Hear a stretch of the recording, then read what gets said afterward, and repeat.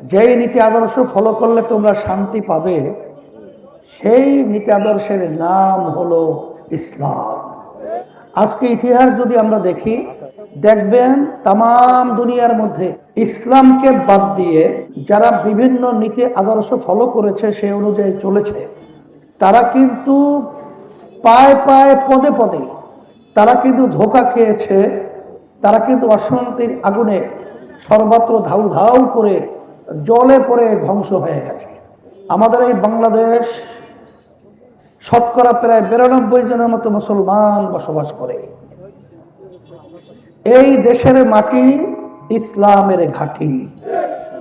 এরপরে দুনিয়ার দিক থেকে যদি আমি বলি, 53 বছর আমাদের স্বাধীন হওয়ার পরে আমরা দেখেছি এই দেশ যারা পরিচালনা করেছে, এদের মাধ্যমে আমাদের চাওয়া পাওয়া যা ছিল তার পরিবর্তে আমরা পেয়েছি 5 বারের মতো। এই দেশটা তাদের পরিচালনায় তাম দুনিয়ার মধ্যে দুর্নীতির দিক থেকে, চোরের দিক থেকে তারা ফার্স্ট বানিয়েছে।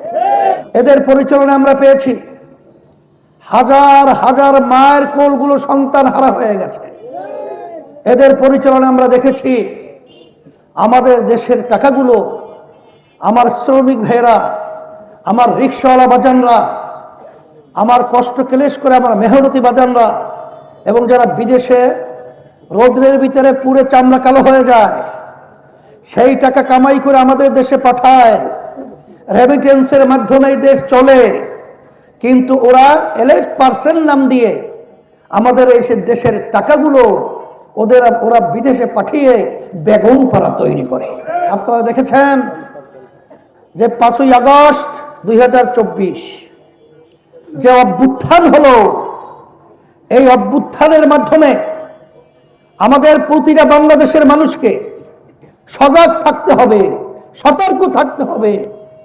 আর যেন আমাদের এই জন্মভূমি বাংলাদেশকে আর এই ক্ষমতা যারা নাকি লোভী এবং যারা নাকি বিদেশের তাবেদারি করে, যারা আমাদের দেশের টাকাকে বিদেশে পাচার করে, যারা আমাদের দেশকে বারবার চোরের দিকে ফাঁস বানায়, যারা বারবার আবার মায়ের কোলকে সন্তান হারা করে, যারা লক্ষ লক্ষ মানুষকে মিথ্যা কেসের মাধ্যমে আজকে সংসারকে বিলীন করে, যারা ইসলাম নামক গাছটাকে বারবার তারা ক্ষমতায় যাওয়ার সিঁড়ি হিসেবে ব্যবহার করে ইসলামকে ধ্বংস করে, এদেরকে আর ক্ষমতায় নেওয়া যাবে না।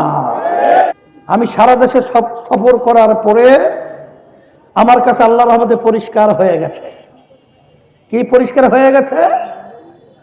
এখন আমার বাংলাদেশের সাধারণ আমার ভাইরা, আমার মা বোনেরা, আমার যুবকরা, আমার মুরব্বীরা আজকে বলা শুরু করেছে, আমরা বিএনপি দেখেছি, আমরা আওয়ামী লীগের শাসন দেখেছি, আমরা জাতীয় পার্টির শাসন দেখেছি, কিন্তু আমরা ইসলামের শাসন দেখি নাই।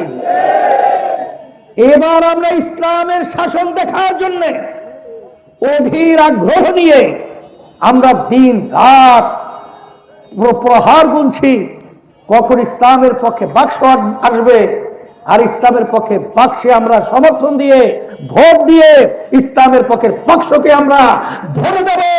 দুর্নীতিবাজদেরকে, চাঁদাবাজদেরকে, খুনিদেরকে, বিদেশের টাকা পাচারকারীদেরকে বাংলার জমিন থেকে চিরতরে খারাপ করব। বাংলার জমিন থেকে ওদেরকে না বলে নিশ্চিহ্ন করে ফেলবো ইনশাআল্লাহ। আমি আপনাদের সামনে আয়াত শরীফ তেলাওয়াত করেছিলাম।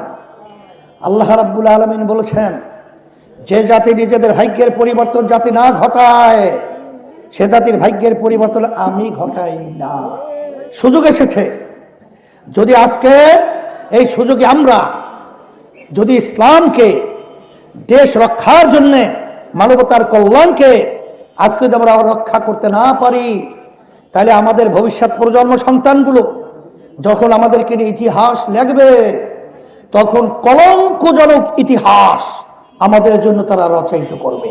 এর জন্য আমি আমার ভাইদেরকে বলবো, কয়েকটা টাকার জন্যে, একটু সম্মানের জন্যে আর চাঁদাবাজদেরকে ক্ষমতায় নিয়েন না, দুর্নীতিবাজদেরকে আর ক্ষমতায় নিয়েন না, আর মায়ের কোল সন্তান হারাকারীদেরকে আর সংসদে নিয়েন না।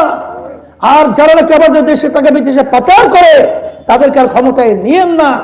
আর যারা এই দেশে বসে বিদেশিদের দালালি করে আমাদেরকে জিনজিরের আবদ্ধে বিদেশিদের আবদ্ধ করেছে, তাদেরকে আর ক্ষমতায় নেবেন না। নতুন এবং ফিরে আসা গ্রাহকদের জন্য নগদে চলছে ক্যাশব্যাক সহ প্রতিদিন হাজারো উপহার জেতার সুযোগ। হবে আশা আর ফেরা সারপ্রাইজ সেরা।